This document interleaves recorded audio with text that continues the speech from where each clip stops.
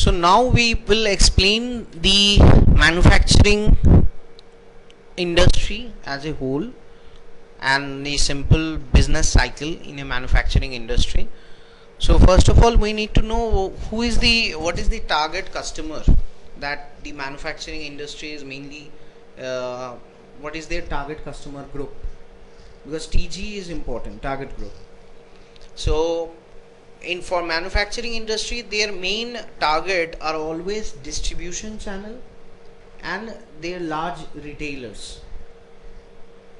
For an example, let's say Lafarge is a cement company. They are manufacturing cement, but can you purchase Lafarge cement from directly their factory? So how the Lafarge cement reaches to you for your normal household construction? So we do not know, as a consumer, we do not know what is the background behind it. The simple background is we know that we cannot purchase Lafarge cement from directly its factory. Or there are some cement companies even who are not at all selling cements to consumers. They are not popular even. There is a cement company called Ambuja Cement. Ambuja Cement, we will not see Ambuja Cement too much in local building material shop. Can we see that? We never see. But Ambuja is quite popular because it's selling to large construction groups, and that is their main target market. They are not targeting consumers. They are targeting directly big construction groups who are constructing, might be a big housing, big shopping malls, bridges, something like that. So for manufacturing industry, mostly the target market is its distribution channel, or it can be large retailers. For an example, in case of Ambuja Cement, they are selling it to the construction companies, big construction companies. They are targeting to the big construction companies. So manufacturers do not sell to the consumers at all. They are selling via their channels. Channels might be at several levels. There can be multi-level channel. Like one level is there which is distributor, as I mentioned, country-wise distributor. Then it comes like state-wise. Then it comes like district-wise. Under district there can be city-wise. So there can be multiple level of distributors. So from city-wise distributor, Lafarge Cement is reaching to local shops. From city-wise distributor, it is reaching to local shops, and then from local shops you are purchasing. Each middleman has their own markup. In the first video you have seen about markup. Markup simply mean your margin. So might be, for an example, if I go, so I'll simply open up, let's say here we are. So we are discussing about manufacturing.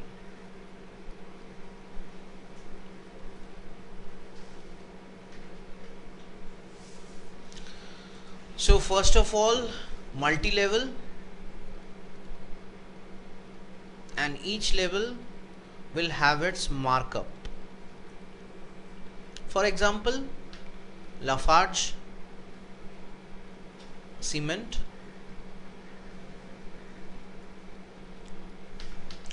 selling cement in bags. We know it.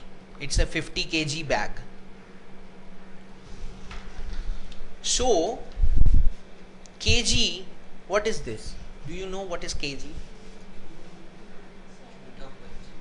It's called UOM, or unit of measurement. Unit of measurement. It might be different for different industry. The company which is selling paint, for them unit of measurement is in liter, in ml, liter and milliliter. So they are selling the boxes of paint having 1 liter, 5 liter, 10 liter, 20 liter, even 500 ml. So for them, milliliter and liter are unit of measurement. For Lafarge cement, kg is unit of measurement. So it's a 50 kilo bag which they are selling. So this is like one unit for them, or we can say one quantity. One quantity mean a 50 kilo bag. 150 kilo bag. So one quantity. Now one quantity of this bag Lafarge cement is producing at, for an example, a price of 150 rupees or INR. They are selling to their state-wise distributor at might be 170 INR. So they have a markup of 20 rupees. Okay. State-wise distributor is selling it to district-wise distributor at 200. They have a markup of, state-wise distributor having a markup of 30. District-wise selling it to city at 220. City selling it to small retailers at might be 250, and you, the consumer, purchasing from small retailers at might be 280.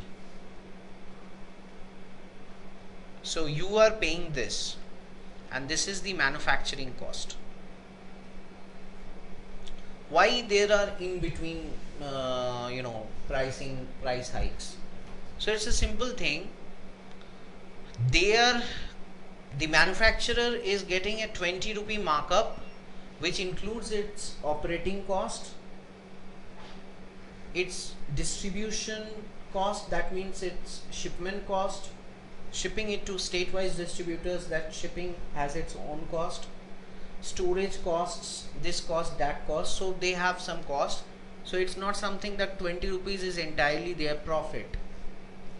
So they are making a markup of 20 rupees per bag, and might be they have a cost of sending it to a state-wise distributor, to manufacturing it, they have a cost, this is manufacturing price. So they might have some operating expenses of 10 rupees. So 10 rupees will be their operating profit. This is their profit. So transportation cost is a big factor for the manufacturing business. It's a big factor. It's not small one. So now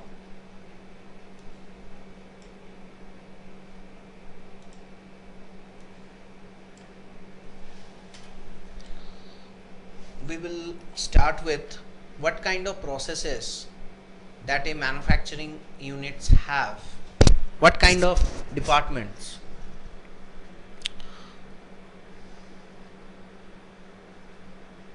So first of all, manufacturing or manufacturer, it having a purchase department. What is it purchasing? Raw materials. It has a sales department. What it sells? Finished goods.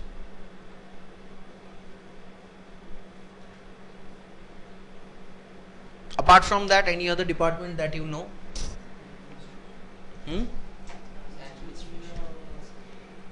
Third thing which is most important for this is production,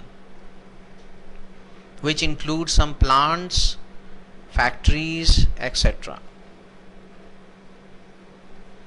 Fourth thing, it has its personnel or employees or anything you can think of.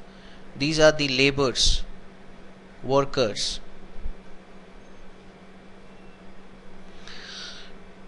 It should have one accounts department which is taking care of all accounting activities.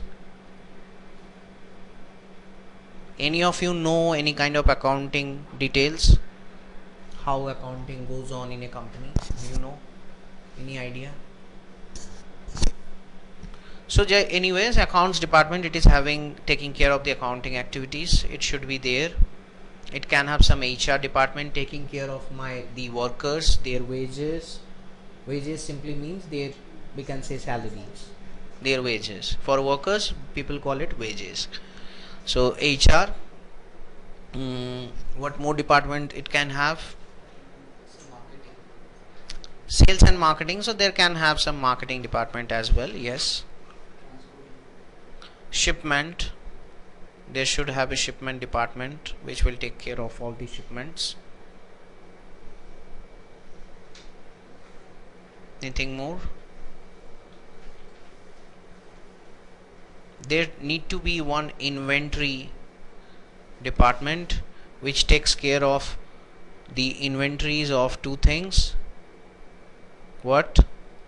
Raw material inventory and finished good inventory. Okay, fine enough. Any doubts? There can be more departments. So let's start with the most basic one.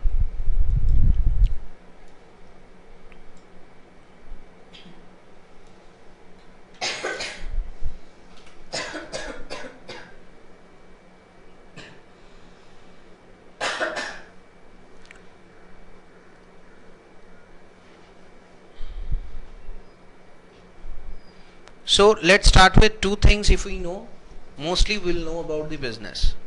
First is purchase. How purchase happen?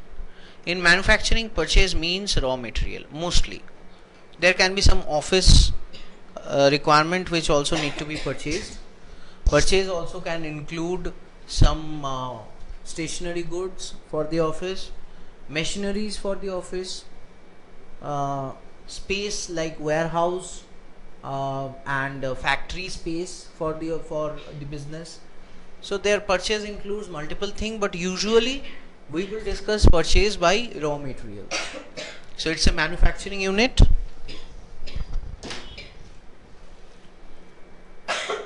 It need to have a raw material. So first of all, let's say there is a company. For an example, I'll take the example of, for an example, Lafarge Cement.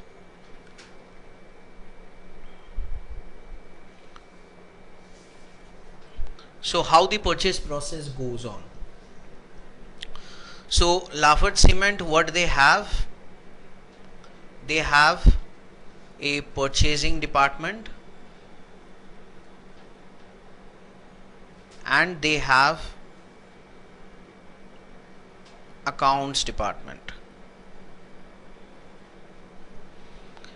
and here they have vendors V1, V2, V3. These are vendors. It has also inventory, we call it. It simply means stock. Inventory has two kind of stock. One is raw material, another one is finished good. So now what will happen?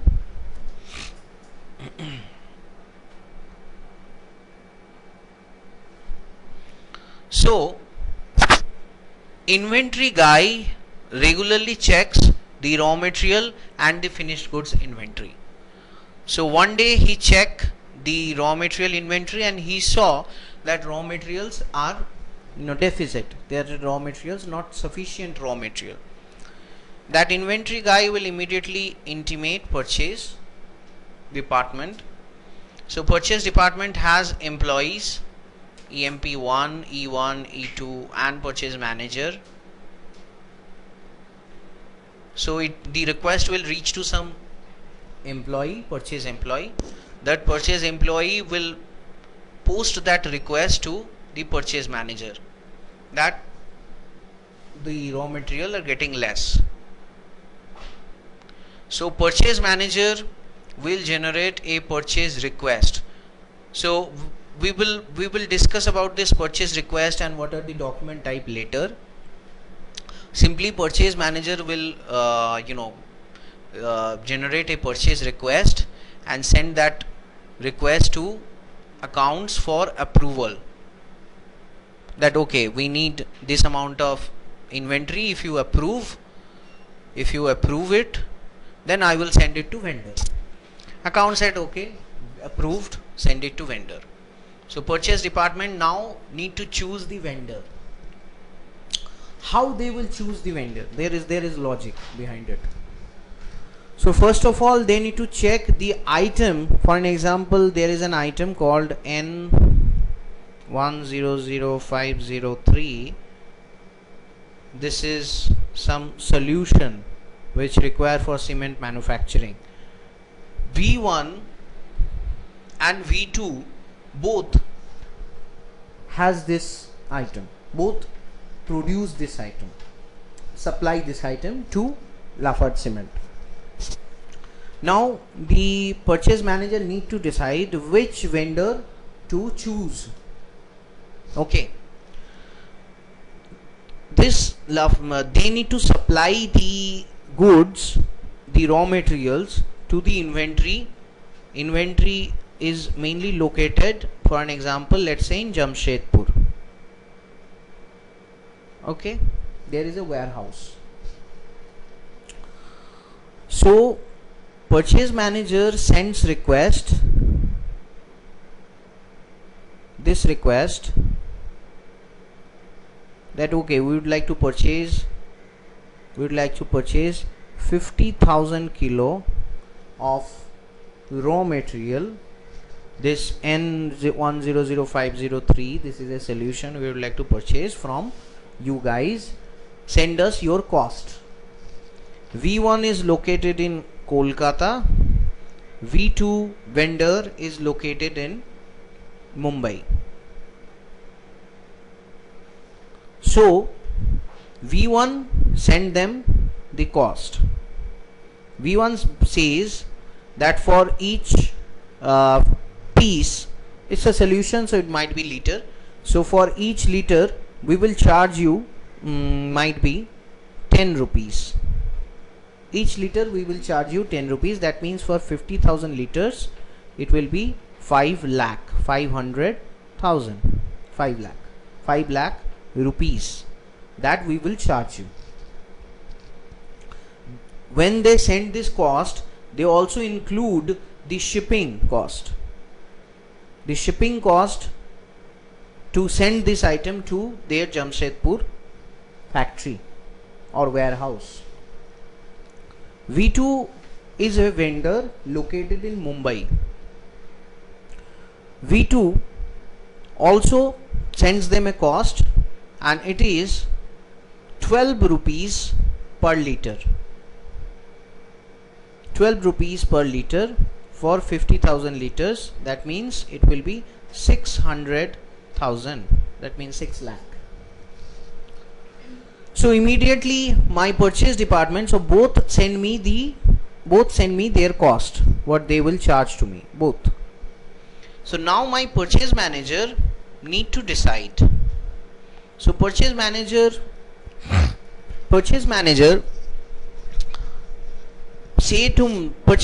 will usually negotiate. This is a B2B, negotiation takes place. So purchase manager will usually negotiate with both the vendor. So Kolkata might say okay, we will manage this to your 4,50,000, and Mumbai might say okay, we can't reduce to more than 4,80,000. Okay, so straight away purchase manager can take the decision to purchase it from the Kolkata vendor who is from V1 and avoid Mumbai vendor for now because of the price. There can be other factors as well. Might be Kolkata vendor is saying that we will provide to you 4,50,000. Mumbai is saying we will provide to you 4,80,000. After negotiation, this is the final cost that comes into picture. Now purchase manager, Kolkata said we need 10 days to deliver because we need to import this solution from US. Mumbai said we will send this item in 5 days because we can import it from Singapore. Now the question comes up, when do you require? When? So if you think that you can spare for anything, if you think that you can hold back the order, you can wait for the delivery of 10 days, you have sufficient stock.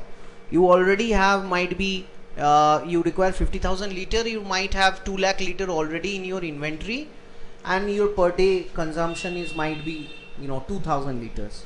So thus for 10 days it will require 20,000 liters. You have 2 lakh liter in your inventory, so you might wait for 10 days because you are getting it at less cost, 4,50,000. But if you do not have sufficient stock at the moment, and if Mumbai vendor, that means V2, is saying that okay, we will import it from Singapore and we can deliver to you in 5 days through seaway. Mumbai, you are in Jamshedpur, so they will ship it from Singapore to directly to might be Paradip port in Odisha, and from there it will reach Jamshedpur in 2 days. So 3 days it will be required from Singapore to Paradip port and 2 days will be required to reach to your factory of Jamshedpur. 5 days, not more than that. And you have a hurry, you do not have sufficient raw material, you might purchase from vendor 2. Instead of seeing the cost will be higher than V1 vendor. So not only the cost is a factor, but time, availability, there can be several other factors as well. The purchase manager need to take the decision that which one they will go with. Okay, so this is a simple purchase cycle for a manufacturing industry. Now, apart from purchase cycle, another thing is that when it reaches to raw material, so we need to know few terminologies as well.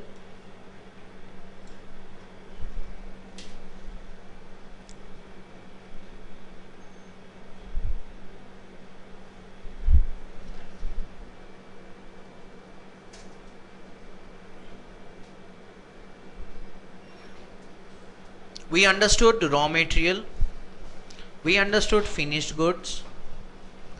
What is finished good? We understand the goods which are produced, those are finished goods.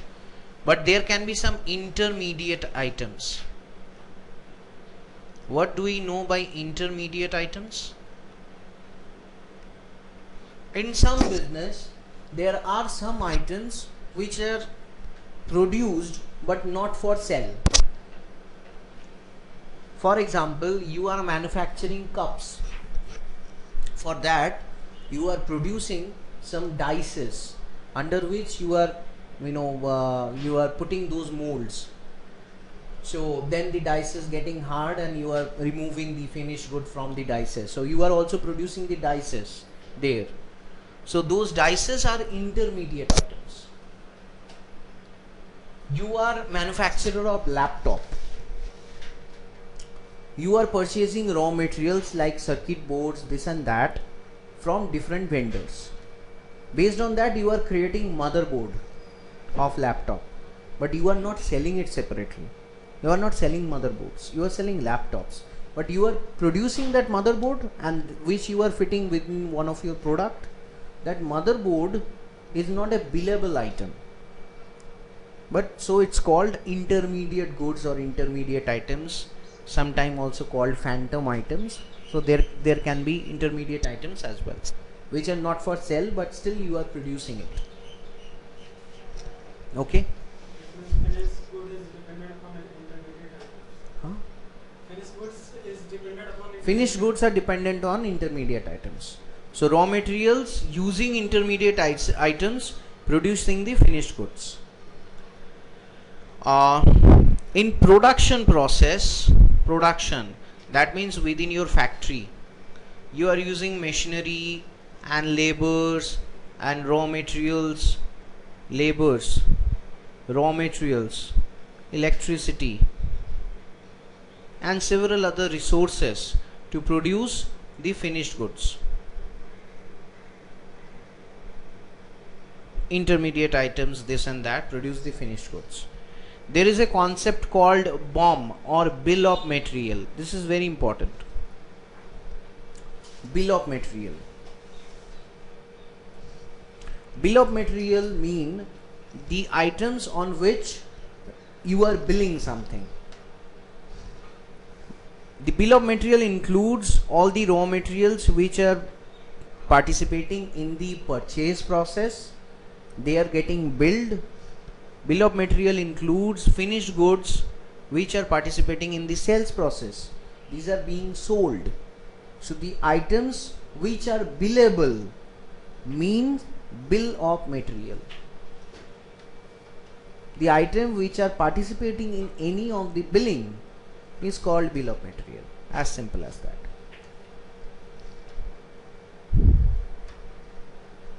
Okay. In manufacturing there is one thing which is very important, which call MRP. Do you know the full form of MRP? No. Material requirement planning. It's called material requirement planning. I am talking about manufacturing industry. Here maximum retail price doesn't make any sense, because that is maximum retail, that is for retail industry, that's not for manufacturing. It's called material requirement planning. What does it mean simply? Material requirement planning simply means to produce this amount of good, how much raw material you will be needing. You can plan that thing. You can plan this entire and easily can know. So for an example, there is a paint called P1. This is a paint. To reach to P1, I need base of B1. B1 is a base paint plus a color tone called C2. I will mix base B1 plus C2. I will reach to a mixture. In that mixture, I will add color tone C3 plus color tone C5 and mix it. And then I will reach to a paint called P1. So there is a base. Under that I am using a color toner. Mix it. Then I am reaching to a solution. In that solution I am mixing two different color toners, C3 and C5, and I am reaching to P1. So let's first clear it, then it will be easier to understand.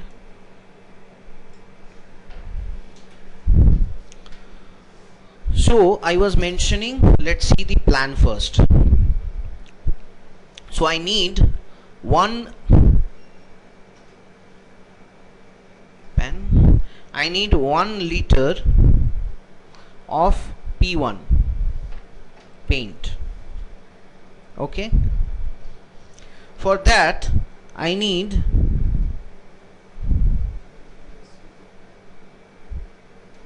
750 ml of base B1 plus C1 color tone of 50 ml.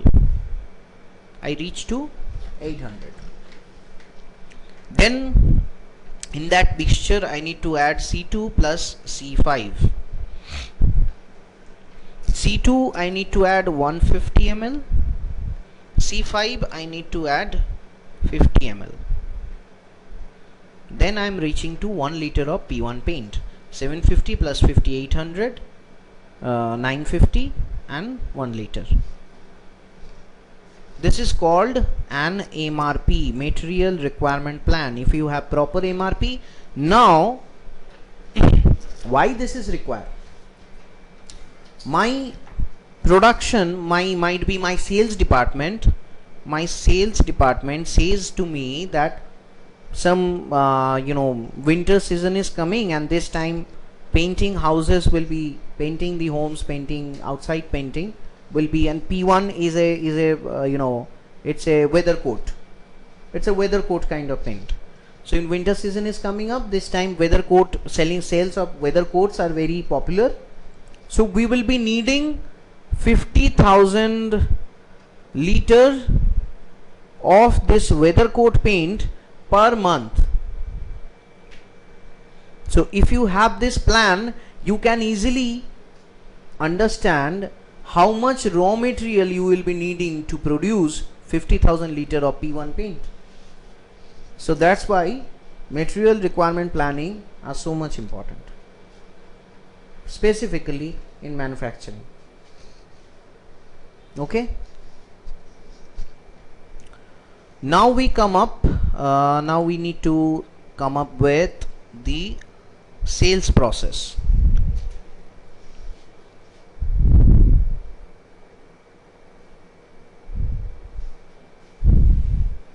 Sales of manufacturing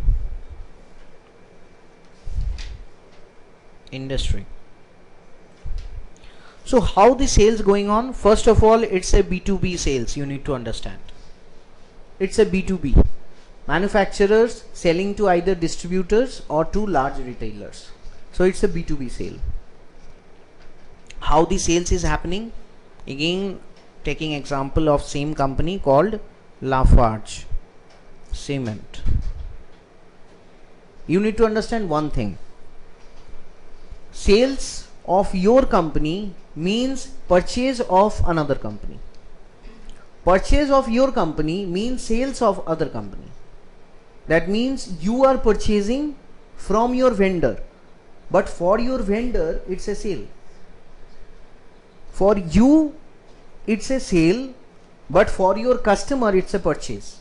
So purchase and sales process always going on at the same time in everywhere. Whenever there is a sales, there is a purchase behind it. For one consumer or for one company there is a sale, for another company it's a purchase. Lafarge Cement is want to sell. What they are selling? First we need to understand. They are selling cement in 50 kilo bags.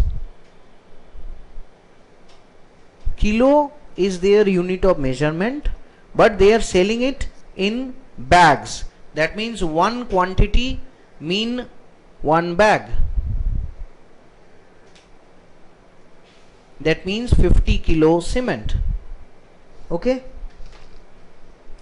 So Lafarge Cement has inventory. Where? Lafarge Cement has 3 warehouses, W1, W2 and W3. Okay. W1 located in Kolkata, W2 located in might be Chennai, and W3 located in Mumbai. And Lafarge Cement has a sales department under which sales employees are associated. Okay. So there is one accounts department which is inevitable for any company. They need to have an accounts department as well.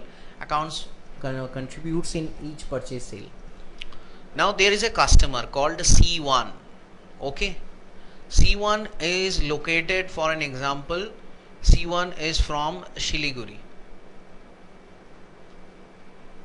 C1 is associated with Sales employee 3.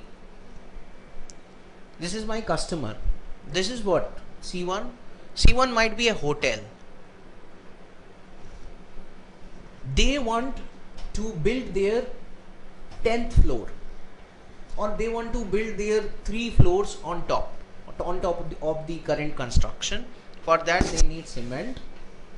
They contact my sales employee and they said we need 10,000 pieces, 10,000 bags of cement. What will be the cost? What sales employee will simply do? Sales employee will first check inventory, whether they have 10,000 bags. This is important. If you do not have 10,000 bags, then and you are committing that okay, we can 10,000 bags, not a problem. Problematic. Sales employees will check the inventory for whether the inventory has 10,000 bags in hand or not. If not, then inventory people are also associated. So company has a production unit, production plant. So inventory will say that okay, we have 8,000 pieces, we have 8,000 pieces, 8,000 bags in hand which we can immediately supply, and 2,000 will be remaining which we will supply in 10 days. How the inventory people can say that? Because they already checked with the production unit. Production said no problem, you can take the sales order, we can produce 2,000 bags in just. When they are saying 10 days they will deliver, that means they will produce it in 5 days, because there will be shipment time. This production unit will send to the inventory, and then inventory will send it to this customer. So 5 days in production, 3 days reaching here, 2 days reaching here. So in that way it calculated. So S3 is convinced they can supply. Now S3 said okay, S3 is committing and providing him a cost of one bag will be 200 rupees. 10,000 bag will be how much? One bag will be 200, 10,000 bag will be 20 lakh. 20 lakhs. So they will say 20 lakhs. So C1 might negotiate a bit. After that C1 will agree. Now S3, now one of the concern of S3 will be how much profit they will make from this order. S3 will check that okay, out of 8,000 instant on hand quantity, or we say it in hand quantity, in Kolkata warehouse I have 5,000. In Chennai warehouse I have 10,000. In Mumbai warehouse I have 8,000. So now he need to decide what to do. He can send 5,000 bags immediately from Kolkata to Shiliguri. The shipping cost will not be much more. What about the rest 5,000? Because he committed to customer that he will supply 8,000 immediately and rest he will supply later. So he need to check that bringing inventory from Chennai to Kolkata or Mumbai to Kolkata, which one is less costly. There can be multiple shipment providers, so he will check which one is less costly. So he check and he find out that no, okay, from Chennai to Kolkata it's less costly. So he will bring 3,000 from Chennai to Kolkata, and then he need to decide whether sending 8,000 as a pack will be profitable, or 5,000 and 3,000 in separate packs will be profitable. If he sees that no, 5,000 and 3,000 in single shipment is profitable more, so he will send 8,000. He will take might be 2 days, but sending 8,000 as a whole shipment to customer. For rest 2,000 he is depending on the production unit. Production unit might be in Jamshedpur. Production unit producing 2,000 rest 2000 bags quickly in 2-3 days, and production unit shipping it to Kolkata warehouse directly, and from Kolkata warehouse after, so he might send 5000, he will hold 3000, and when this 2000 bags reaches to him, then he will combine 3000 and 2000 and sending this to the Siliguri customer. So there is a big process going on. It's not that easy to understand, or it's not that easy to interpret. Taking decision in an organization is not that easy. There is a defined process for everything. Okay, so this is generally the business process of the manufacturing industry. Any questions?